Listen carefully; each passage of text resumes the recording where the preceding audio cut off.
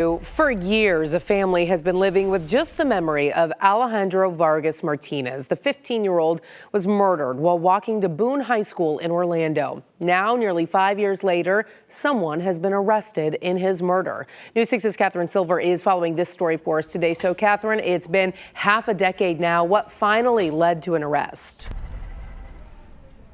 The sheriff says the man now in custody has been a primary suspect all along. It wasn't until this week that a grand jury indicted him for the murder of Alejandro Vargas Martinez. Nearly 5 years later, this memorial still stands where the 15-year-old was gunned down blocks away from Boone High School.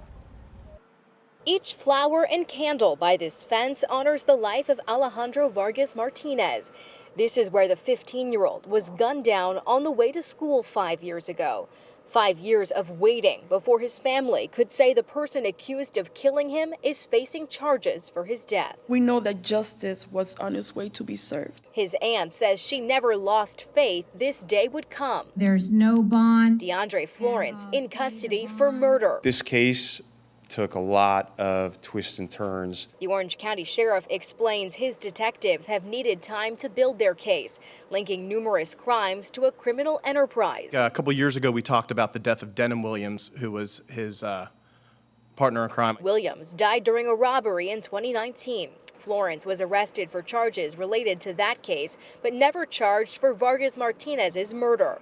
The 15-year-old was on the phone with his mother walking to school. He told her he was scared when a car drove up to him.